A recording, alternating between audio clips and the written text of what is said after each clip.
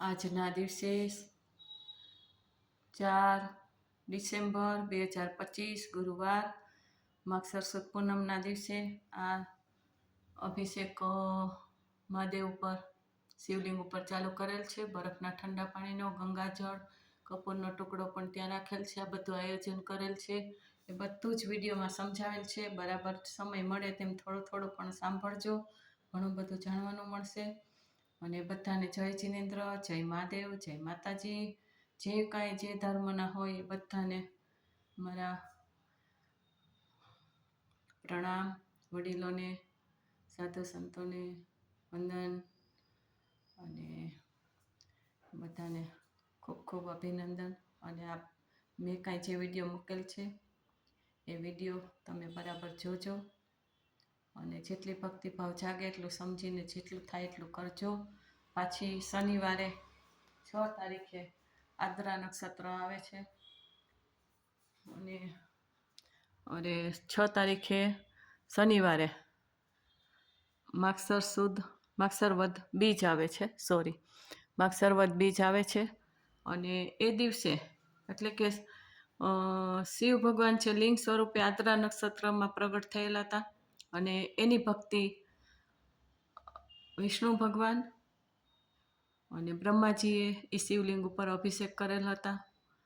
એટલે એનું મહત્વ પાછું 6 તારીખને શનિવાર ખૂબ મહત્વ છે. પણ આજે પૂનમના કારણે મને જે દેવશક્તિ દ્વારા સંકેત આવેલ છે, ઘણા વખત દિવસોથી આ સંકેત આવતો હતો અને ઘણા વર્ષોથી એ સંકેત આવતો હતો, પણ પ્રોપર સંકેત અત્યારે આવેલો છે. મારા જીવનની બધી જ વાતો, મારા અનુભવો, કુટુંબના જે કાંઈ થયેલું હતું એ બધું નાગદેવતા સાથે કેવી રીતના થયું, આપણે કલસર્પદોષ કેવી રીતના કુંડળીમાં આવે છે, પૂર્વજન્મમાં શું કર્યું હોય. તો આ તો મારા કુટુંબની વાત કરી, પણ જેને કલસર્પદોષ આવતો હોય, પિતૃદોષ આવતો હોય, એને આ વસ્તુ કરેલી જ હોય.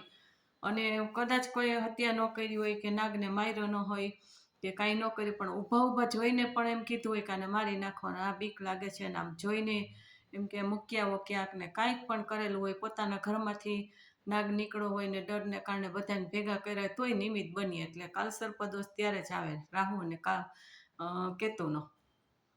અને પિતૃદોષ તો જ આવે, કારણ કે વડીલો નાગ છે ને 2 સ્વરૂપે દર્શન દેવા આવે છે. દેવ હોય તો પણ એ આપણે ભક્તિ કરતા હોય, દેવ દેવીની પૂજા પાઠ કરતા હોય તો પણ દર્શન દેવા આવે ખુશ થઈને. અને બીજું કે જ્યારે પિતૃઓ હોય એ પણ પોતાના પરિવારને નાગ સ્વરૂપે દર્શન દેવા આવે. એટલે આપણે ઘણીવાર શું છે કે એને ઓળખી ન શકતા હોય ને આપણે અસાધના કરતા હોય, કારણ કે નાગનું સ્વરૂપ જ ડરવાળું છે. એટલે જેના કારણે આપણે ડર લાગે ને આપણે કોઈને કહીએ, કોઈ બાળી નાખે, કોઈ એને કેવી રીતના ઉપાડીને પીડા પહોંચાડીને જંગલમાં મૂકી આવે, એના બાલ બચ્ચા કે જે એના પરિવાર હોય એનાથી આપણે દૂર કરી દીધા હોય, એને માર્યા હોય, એને પીડા આપી હોય, કોઈ ફેણના ભાગ ઉપર, કોઈ પૂંછડાના ભાગ ઉપર, કોઈ શરીર ઉપર. તો એ બધી પીડા હોય તો એનો દોષ આપણને જન્મ લાગે છે. એટલે એની અસાધના જે થઈ હોય એ જ્યારે આપણે ખબર પડે ત્યારે આપણે ક્ષમા માગવી જોઈએ, એ પૂજા ભક્તિ કરવી જોઈએ.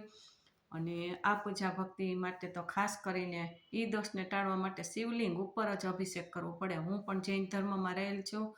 દેહ આત્માના નિશ્ચય ઉપર ઘણા બધા મેં પુસ્તકો વાંચેલા છે, આત્મ સાધનાઓ પણ કરેલી છે અને આત્મસાત પણ કરેલું છે.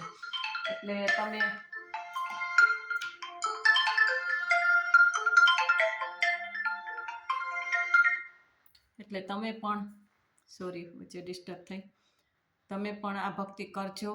અને આત્મભાવે જે જૈન ધર્મ માનતા હોય, નિશ્ચય ઉપર માનતા હોય, પણ તોય તમારા જીવનમાં ચડતી પડતી કાંઈ તકલીફ આવતી હોય અને તમે ક્યાંયથી જાણ્યું હોય રાહુ કેતુના દોષ, કાલસર્પદોષ, કુંડળીના દોષ, પિતૃ દોષ અને વારસાગત કોઈ એવી તકલીફ આવતી હોય, અઘટિત મૃત્યુઓ થતા હોય, અણધારી કોઈ બીમારી એવી જીવલેણ આવતી હોય, કોઈ કુટુંબમાં તકલીફો થતી હોય, વારસાગત એકને એક તકલીફ આવતી હોય, આપઘાત થતા હોય, માનસિક રોગ હોય, ડિપ્રેશનમાં આવી જતા હોય, ગંદપણ આવી જતું હોય, એના કારણે કોઈ આપઘાત કરેલો હોય.